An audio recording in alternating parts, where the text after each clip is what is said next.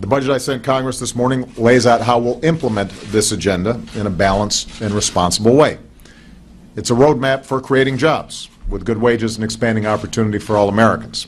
And at a time when our deficit's been cut in half, it allows us to meet our obligations to future generations without leaving them a mountain of debt. That was our president back on March 4th at Powell Elementary School in Washington, D.C. I don't know if you really need a teleprompter to go into an elementary school and talk about the 2015 budget, but he had it there anyway, Miranda. Just in case. So you heard him say that our deficit was cut in half, J.D., but a new report released by the Congressional Budget Office last week says the numbers just don't add up. So to explain the accounting and political discrepancies from March to now, we're pleased to be joined by nationally syndicated columnist Terry Jeffrey, who is Skyping in from Washington, D.C. at CNS News. So Terry, you heard the president. He said last month our deficit was cut in half.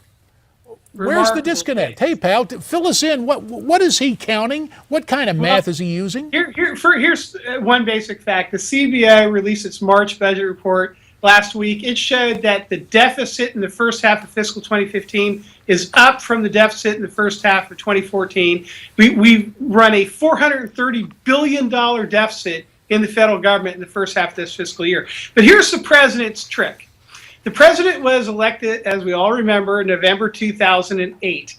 In October of that year, we had the financial crisis. President Bush put up the Troubled Asset Relief Program legislation, which then Senator Obama voted for to bail out a bunch of banks. Obama later used it to bail out General Motors. But Obama came into office on January 20th, 2009. He then immediately proposed the American Recovery and Reconstruction Act, his stimulus. It was like an $830 billion bill, according to the CBO. So that year when Obama came in, we had one of the biggest deficits. We did have the biggest deficit in the history of the country since World War II. And so what he does is say, well, now we're not running as big a deficit as we did in fiscal 2009. Well, of course not.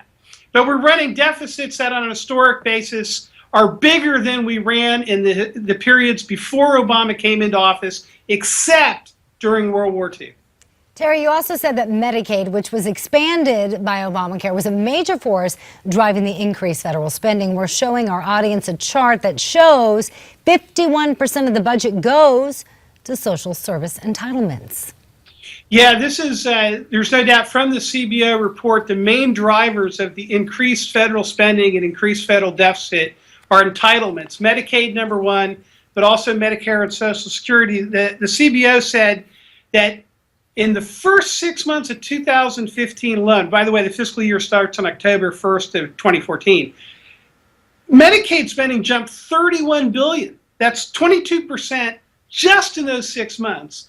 And that's largely driven by increased Medicaid enrollment because of Obamacare. And by the way, the Gallup reported the other day that 11.9% of American adults remain uninsured despite the insurance mandate in Obamacare. So what we've done is we've expanded the federal welfare state by expanding Medicaid.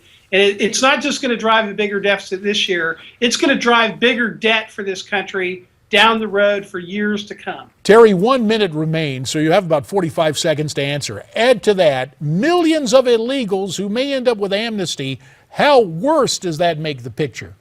Well, it's going to make, I'll tell you, JD, if you look at the Gallup survey, which said 11.9% of American adults are not insured despite Obamacare, the biggest ethnic outbreak of that was Hispanics. They said about 30% of Hispanics are not insured. Now, they didn't say this in the data they released, but I think a reasonable supposition is that it's because under Obamacare, illegal aliens are not entitled to get a subsidy and get insurance through the federal exchanges and so forth.